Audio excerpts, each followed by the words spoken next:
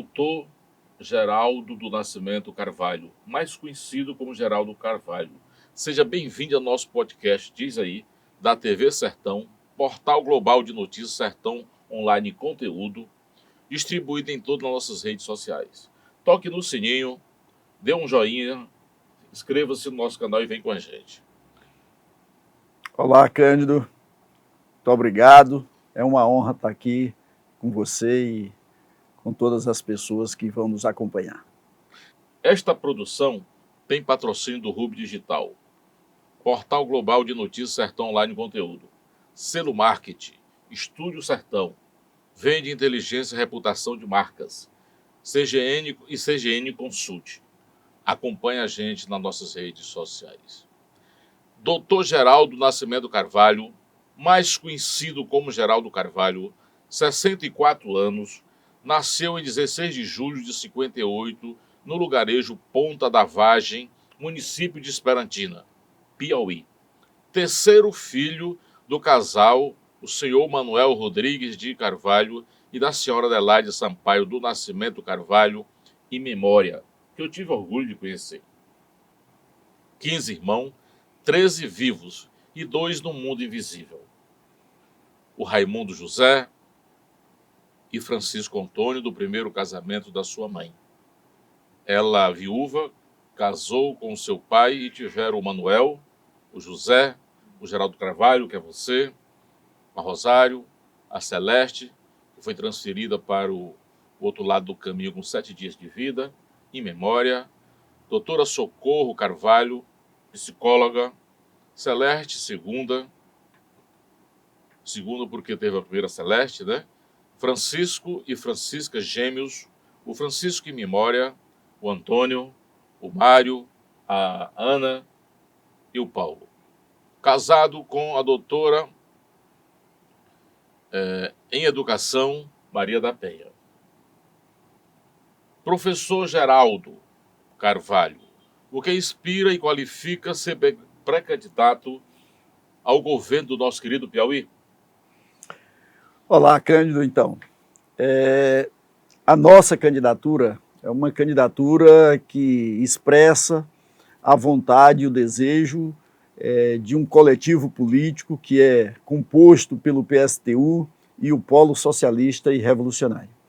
Então, é esse coletivo, é essa organização que lançou a nossa candidatura e que nos deu, digamos assim, essa tarefa, né, de, nessa campanha, discutir com os trabalhadores, as trabalhadoras e a juventude um programa voltado para a solução dos problemas enfrentados por esse setor da nossa população.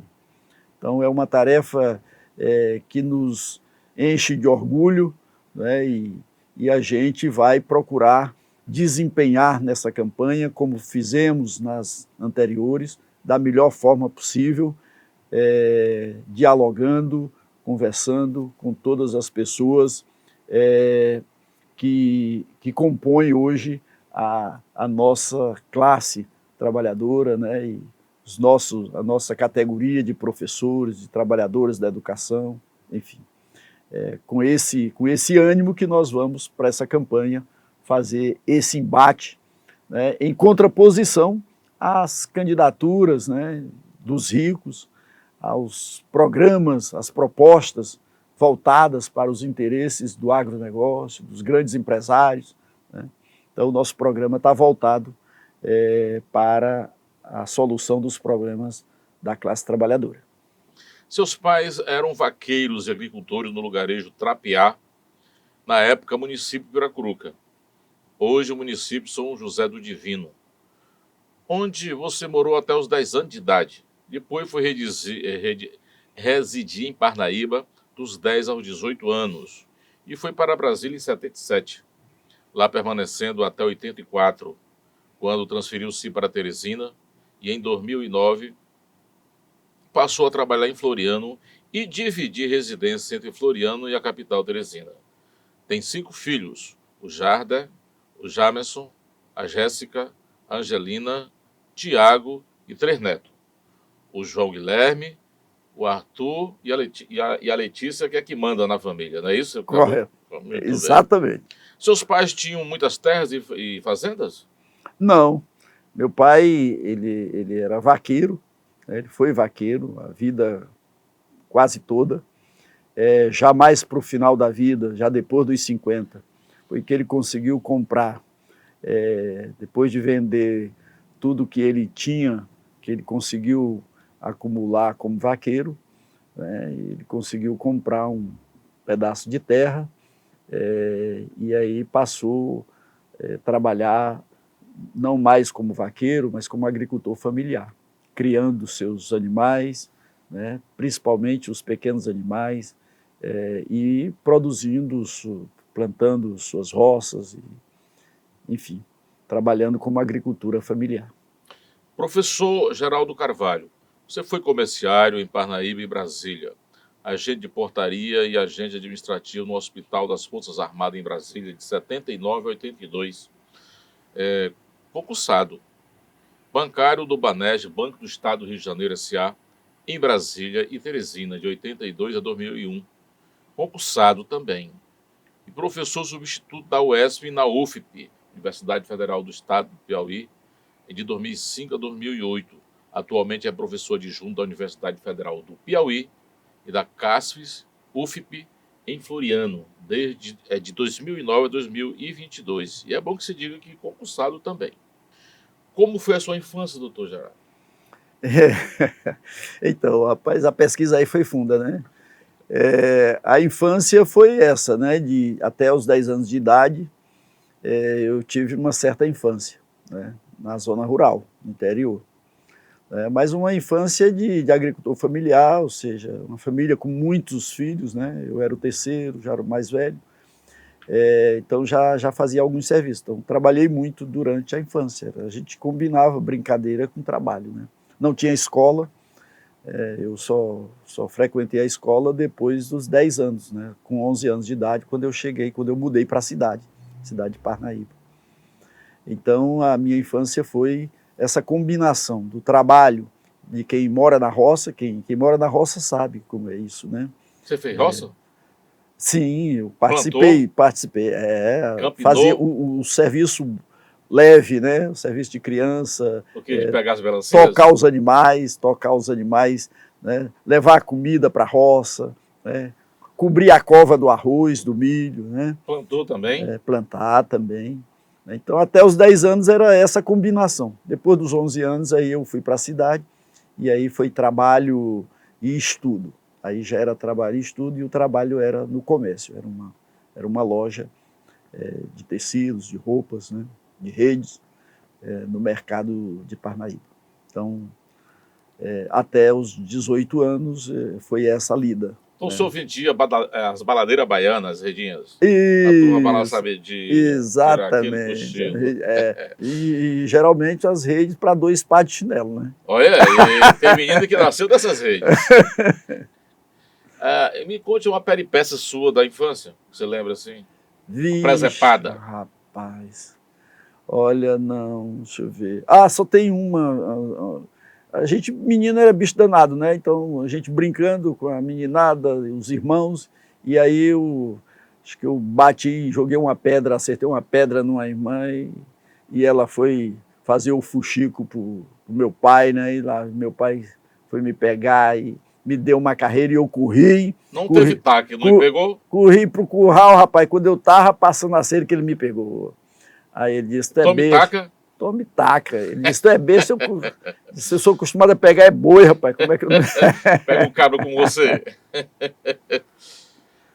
Muito bem, mas tem outra aqui, tá? Eu quero saber que história é essa. O que é uma égua da castanha quilara? Rapaz, menina, a gente não... A linguagem lá é diferente, né, da linguagem da cidade, é uma linguagem mais formal, né? Então lá, o claro a gente chamava quilaro, né? Então a gente troca as palavras, troca letras, né? E aí a gente vai... Então, na verdade, era uma égua castanha clara, né? Que é a cor do animal, né? Uma égua. Ah, da explica cor, esse negócio direito, da hein? cor castanha clara, né? Assim como o Explica esse cabelo negócio castanho escuro, direito. castanho claro, né? Era isso mesmo? Era isso. Muito bom. Conte pra gente essa história de correr atrás de uma raposa de carro e arrebentar o veículo todo. Rapaz, essa história... Eu já estava em Teresina, aí nós fomos... Tinha as datas, né, que a gente voltava para o interior, para a casa dos pais, né? E lá no Trapiá, a gente, toda Semana Santa, final de ano, julho, férias, esse período assim, a gente sempre voltava lá. E numa dessas voltas eu ia com um irmão, o Oiô, né, esse que era gêmeo, que já morreu, faleceu. E a gente ia e chegamos próximo de casa, já saindo de uma área aberta para entrar numa área fechada, né, estrada, mas uma área fechada de mato e tal. E já estava escurecendo, e o farol do carro já estava ligado, e aí a raposa entra na estrada e começa a correr na frente do carro. E o meu irmão disse, Geraldo, pega a raposa, Geraldo. E eu, rapaz, acelerei. Quando eu acelerei, cara, só que tinha uma curva, né? E o farol do carro não faz a curva, entrou no mato. A raposa seguiu o farol do carro e eu entrei junto no mato. Arrebentou o carro todo. Doidinho, foi ficar em cima das pedras lá. Gosta de tomar uma? Hoje é muito pouco, né? Já bebi razoavelmente bem, mas hoje eu bebo muito pouco. Só para o gasto pessoal. Só. O professor Geraldo foi alfabetizado no ensino fundamental em Parnaíba, ensino médio profissionalizante em Brasília.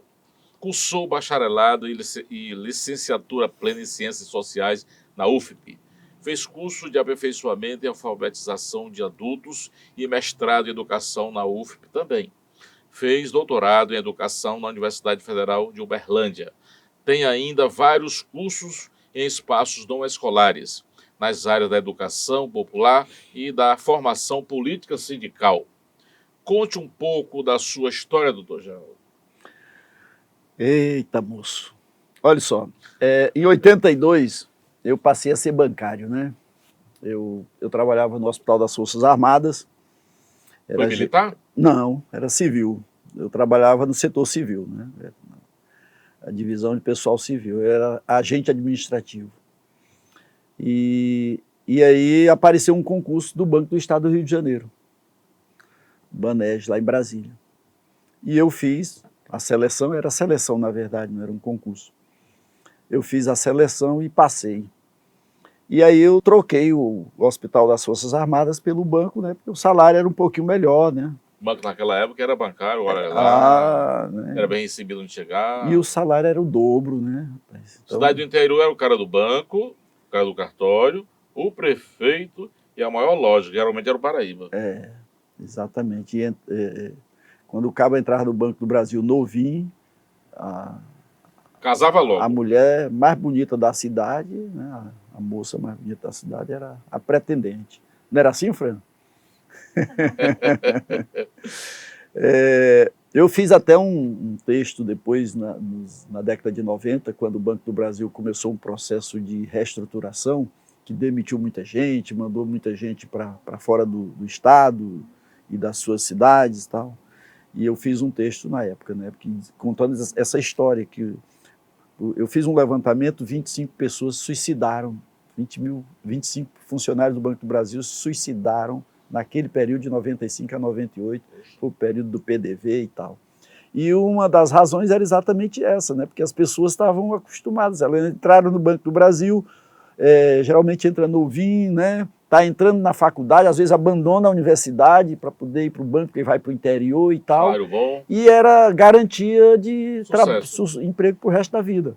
Então, essa coisa mudou. O emprego não é mais para o resto da vida. Então, de repente, eles ficaram sem chão e muita gente se suicidou. Bom, mas aí eu estava lá em Brasília, em 82, e troquei o Hospital das Forças Armadas pelo Banco do Estado do Rio de Janeiro. Quando eu chego no Banco do Estado do Rio de Janeiro, eu encontrei alguns colegas no banco que eram militantes do Sindicato dos Bancários. 82 havia já um processo mais forte, né, da luta pela democratização do país, fim da ditadura e etc. E o Sindicato dos Bancários, e já havia oposição sindical no Brasil todo, junto com aquelas lutas dos metalúrgicos do ABC, né, que vem do final dos anos 70, então havia um crescimento da organização sindical no Brasil. Né, e lá nos sindicatos bancários de Brasília também estava contaminado por isso. Então o pessoal já fazia panfletagem lá no setor bancário e tal. Então eu encontrei essa turma lá e essa turma me ganhou para esse movimento. Né? Então cheguei a fazer algumas... Você foi capturado por negócio? Fui capturado, né? E aí eu já cheguei a fazer panfletagem junto com eles no setor bancário. Naquela época ainda era proibido pela ditadura, a gente fazia discretamente ali no setor bancário, atrás das colunas, né? Chegava, não era para todo mundo. Era a rede social da época.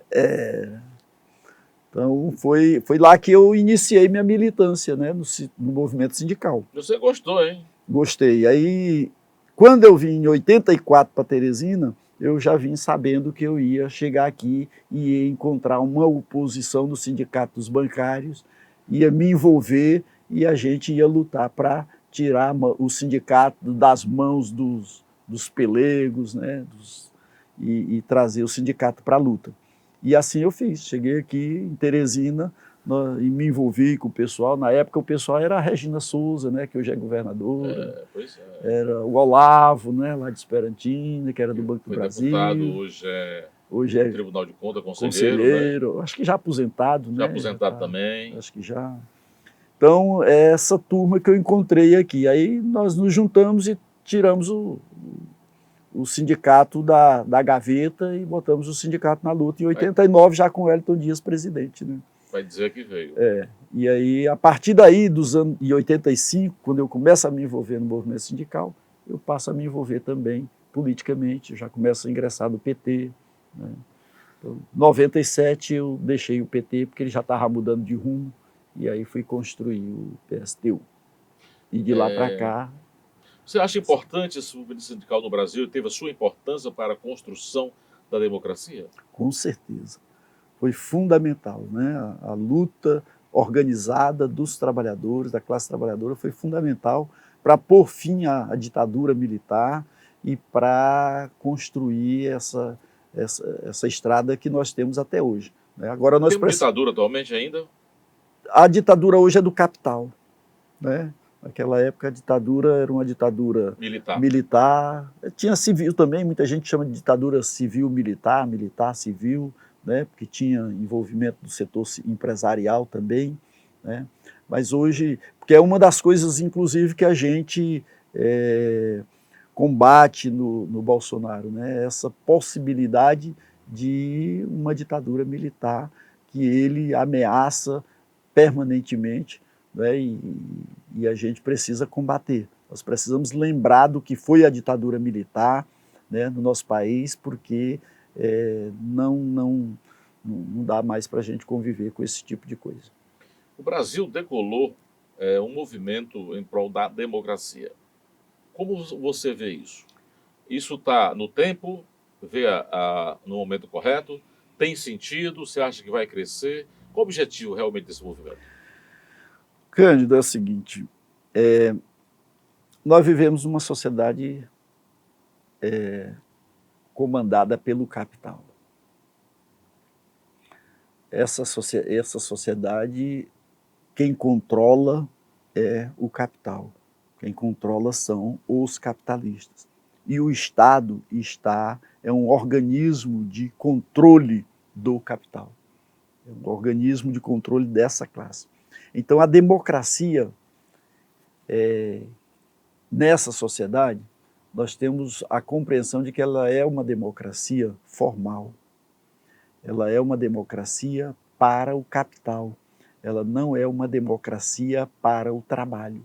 Ou seja, a democracia é para o capital e para os capitalistas, não é para o trabalho e os trabalhadores. Então, nós defendemos uma outra concepção de sociedade, uma outra concepção de democracia. É por isso que o nosso programa nessa eleição é por um Piauí socialista, com democracia operária e popular. Né? É uma outra democracia. Porque nessa sociedade, uma sociedade de classes, tudo está contaminado pelos interesses de classe. Nós estamos divididos entre trabalhadores e patrões. A educação também fica dividida. A educação para as classes dirigentes é de um tipo, a educação dos trabalhadores é de outro tipo. A saúde dos trabalhadores é de um tipo, dos patrões é de outro tipo. Tudo tem esse caráter de classe. Nós precisamos construir uma sociedade sem classes. Uma sociedade onde a democracia seja efetiva para todas as pessoas. Não é possível a gente ter uma sociedade democraticamente, como se diz, se se nela permanecer a propriedade privada. Porque a propriedade privada dos meios de produção é o que divide a sociedade em classes. E ela é também a origem das desigualdades sociais. O próprio Rousseau, que é um filósofo iluminista, é um príncipe da burguesia, né? O Rousseau diz, ele tem um texto muito interessante que fala sobre a origem das desigualdades entre os homens. Aí ele diz, olha, tem dois tipos de desigualdades. Tem as desigualdades que são naturais, né? Um sujeito é alto, outro é baixo, um é mais forte, outro é mais fino, um é branco, tem a pele escura, um tem um cabelo assim. Então, essas desigualdades são naturais. E sobre elas nós não podemos fazer nada, não dá para alterar. Mas tem um tipo de desigualdade que são as desigualdades sociais. E essas desigualdades sociais, a origem delas é quando o primeiro homem fincou uma estaca na terra e disse, olha, isso, disse aos outros, isso a partir de hoje me pertence. Ou seja, é a origem da propriedade privada da terra. Então, à medida em que alguém se apropria da terra e outros ficam sem o direito à terra, começam as desigualdades sociais. Porque a terra não pode ser de ninguém se a terra é a fonte de vida para todos. Então, se alguém está privado do acesso à terra para produzir a sua existência, não vai sobreviver. Ou então vai sobreviver de forma como vive hoje muita gente, né? Na marginalidade, né? Nas bolsas, como esses dados que eu tenho colocado, né? No Piauí, 1,5 milhão de pessoas ou está desempregado ou está vivendo de bico. É muita gente. É muita gente. Vive com até R$ 436 por mês. Não é vida, não dá para viver assim. Sobrevivência mesmo. Então, por isso é muita droga, por isso é muita violência, por isso... Para aguentar, né? Para aguentar. Né? Então, nós precisamos construir uma outra sociedade. E o capitalismo, a ordem capitalista, ela já produziu seus efeitos positivos nesse mundo. Né? Ela desenvolveu as forças produtivas como nenhum outro modo de produção desenvolveu. Então, hoje nós temos capacidade instalada para produzir alimento, para alimentar 12 bilhões de pessoas. E o mundo só tem 7 bilhões de pessoas. Mas metade dos 7 bilhões passa fome.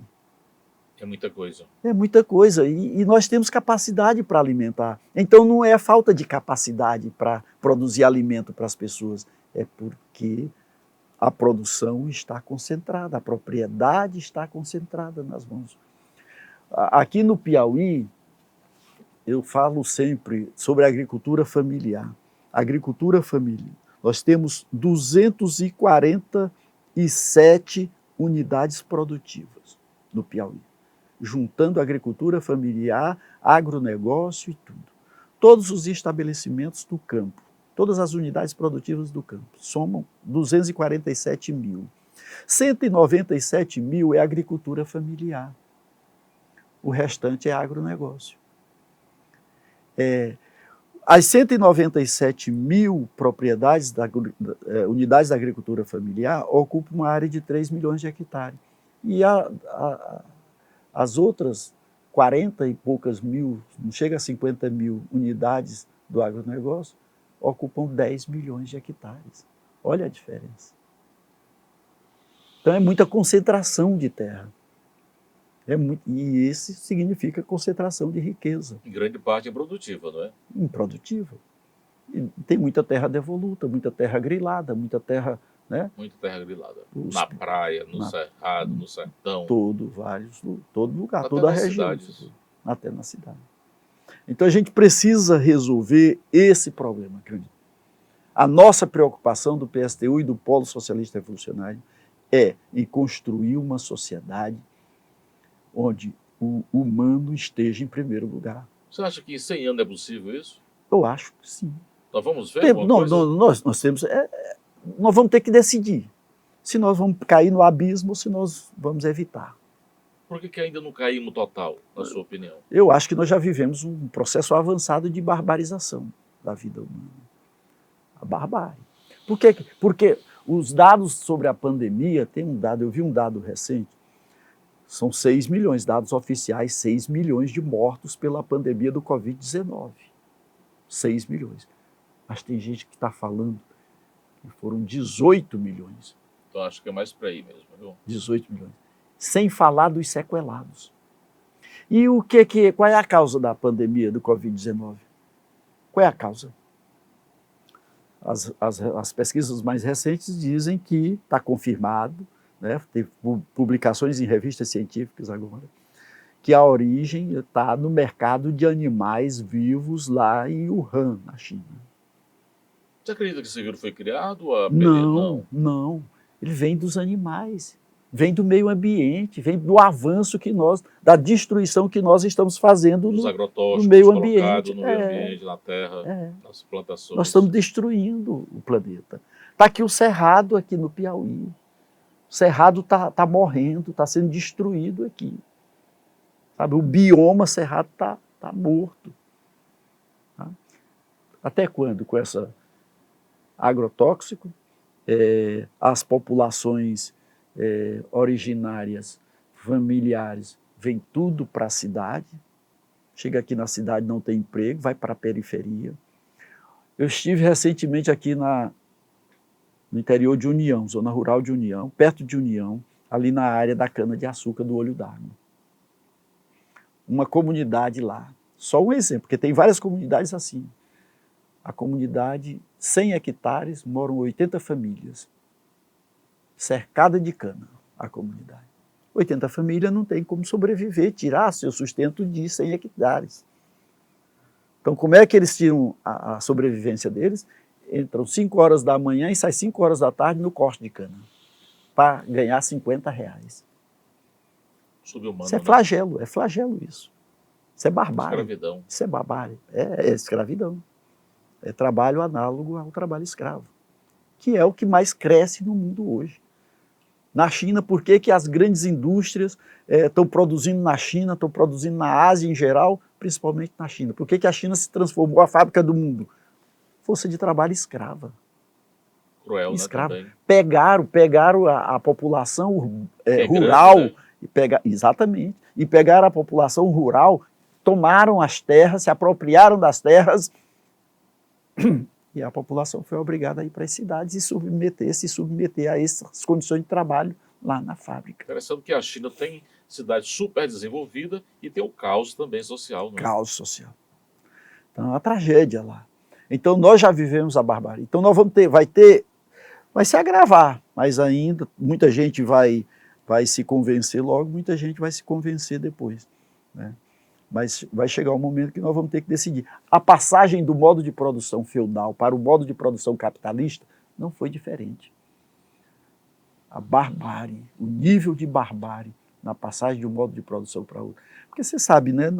Nós estamos no modo de produção capitalista, mas antes desse teve um outro modo de produção que foi feudal, antes do feudal teve um outro que foi escravista, e antes Então são várias etapas, são vários momentos históricos em que a humanidade produz a sua forma de vida. Há uma evolução, mas muito dolorida, né? Muito dolorida.